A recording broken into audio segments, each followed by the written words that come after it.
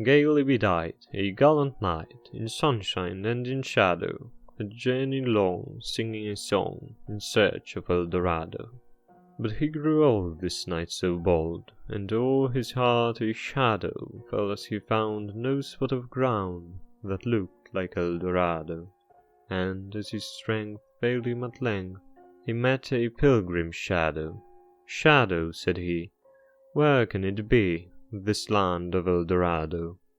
"Over the mountains of the moon, down the valley of the shadow. Ride, boldly ride," the shade replied, "if you seek for Eldorado." Edgar Allan Poe published this poem, Eldorado, in the April of 1849, just a few months before his sudden death. By the mid-19th century, Eldorado, the golden city of the Golden King, the dream of countless conquistadors, was already recognized as just a myth.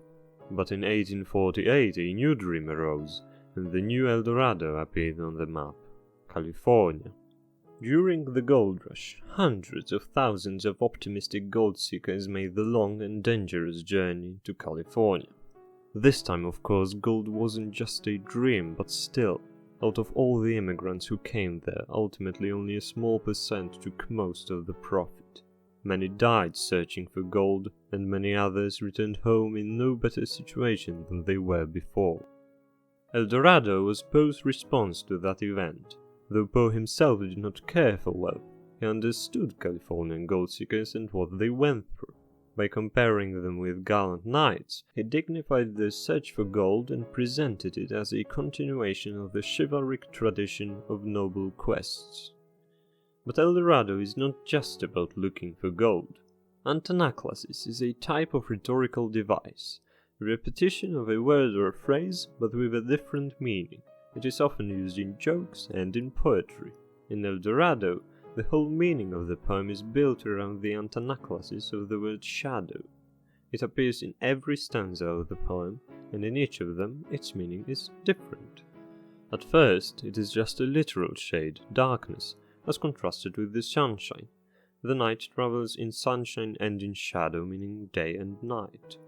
In the second stanza, shadow describes the melancholy feeling that overcomes the knight when he begins to doubt whether his quest can succeed.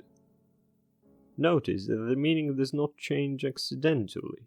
Shadow progressively becomes less grounded in reality and more out of this world. Literal shade is something physical, reachable through sensory perception. A feeling is still something real, but not a concrete thing, not something we can see or touch.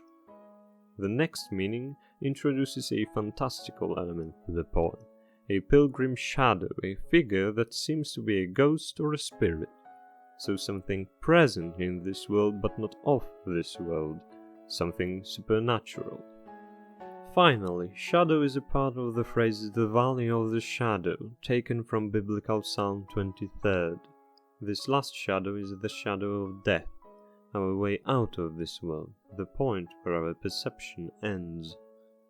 In every stanza, shadow is paired by rhyme with Eldorado. This creates a semantic link. Their meanings influence each other. All throughout the poem, the knight is searching for Eldorado, but as his journey progresses, Eldorado, just like the shadow, becomes more intangible, out of his reach, and finally his aim is equated with death. From this point on, the interpretation of the poem can be expanded in two contrary directions, corresponding to two opposite worldviews. The first interpretation assumes that Eldorado is not just a symbol for gold or other earthly possessions, but for spiritual riches, treasures that, according to the pilgrim's shadow, can be attained only after death. When the knight asks for the way to Eldorado, the shadow instructs him to ride over the mountains of the moon, down the valley of the shadow. The valley of the shadow means death, but what about these mountains? The Mountains of the Moon was the name given by the ancient Greeks to legendary mountain range in the eastern Africa. In Poe's times, Mountains of the Moon, thought to be the source of the Nile River, were still placed at the northern edges of African uncharted territories. What was beyond them was unknown. If we translate Pilgrim's metaphorical language into a more literal one, the result is go into the unknown and die. Just like the traveller in Dreamland, another Poe's poem in which Eldorado stands for a heavenly place that is inaccessible to the living, the knight is to escape out of space, out of time, leave the earth, and only then he may find treasures that he is searching for. The second interpretation of the poem sees the relation between Shadow and Eldorado differently. Eldorado is not understood as spiritual riches awaiting us beyond the grave, but as a stand-in for any meaning we put on life, any goal we choose for ourselves. Whatever we search for, whatever Eldorado we dreamt of and maybe even temporarily achieved, there is only one ultimate end for all of us, and that is death.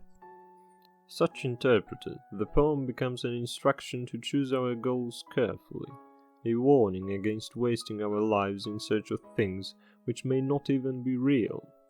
Something more, whatever it is for us, cannot be found, because there is nothing more to be found, not even a shadow.